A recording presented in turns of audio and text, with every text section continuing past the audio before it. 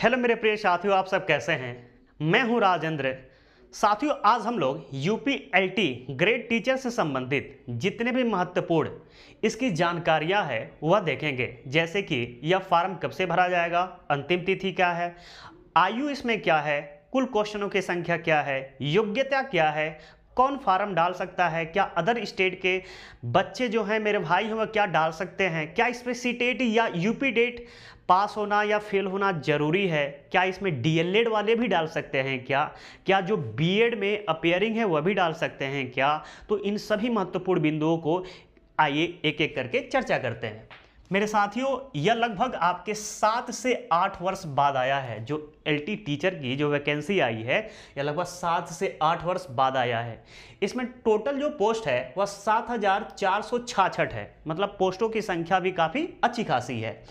आवेदन करने की जो तिथि है यह 28 जुलाई 2025 है, मतलब आपकी 28 जुलाई से यह फॉर्म भरना स्टार्ट हो जाएगा और आवेदन की अंतिम तिथि 28 अगस्त 2025 है, अर्थात 1 महीने का समय है। यह फॉर्म आप फिलअप कर सकते हैं। आयु की जो बात करता है 21 वर्ष से लेकर आपके 40 वर्ष तक है, लेकिन 40 वर्ष में भी एक कंडीशन लगाता है कि 1 जुलाई जो 2025 को जिसका 40 वर्ष तक कंप्लीट है वह डाल सकता है। यदि 1 जुलाई को मान लीजिए किसी का 2 जुलाई 2025 को 40 वर्ष आपका क्रॉस हो गया, उसका बर्थडे है, ख़त्म हो गया, तैसे ही उसका नहीं फॉर्म फिलअप कर सकता है। अर्थात इस डेट को यदि 40 वर्ष है तो वो फॉर्म फिलअप कर सकता है, अर्थात वह फॉर्म फिलअप नहीं कर सकता है। मेरे साथियों, इसमें कुल प्रश्नों की संख्या आपकी 150 है, 150 है, जिसमें 30 आपके जीएस रहेंगे, वो नॉर्मली जीएस रहते हैं, जिसमें हिस्ट्री, भूगोल, ज्योग्राफी, इकोनॉमिक्स ये सब रहेंगे। इसके अतिरिक्त 120 क्वेश्चन हैं जो आप बीए में जो थर्ड ईयर में आपका जो सब्जेक्ट होगा उससे रिलेटेड आपके क्वेश्चन 120 रहेंगे, मतलब कुल आपकी क्वेश्चनों की संख्या कितनी हो जाएगी 120। टाइमिंग कितना रहेगा, 2 घंटे का रहेगा।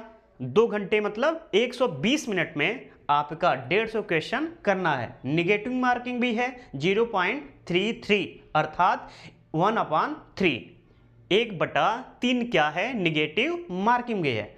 मेरे साथियों, यदि एग्जाम पैटर्न या सिलेबस की बात करें तो ऑनलाइन या ऑफलाइन इनमें से एक होगा, लेकिन सर्वाधिक चांस किसका है, ऑफलाइन का चांस बन रहा है। सिलेबस वही है जो मैं बता चुका हूं कि 30 जीएस रहेगा, 120 आपका जो भी सब्जेक्ट है, आप ग्रेजुएशन जिस सब्जेक्ट से किए हैं वह सब्जेक्ट से 120 क्वेश्चन रहेंगे, प्लस 30 जीएस का क्वेश्चन रहेगा।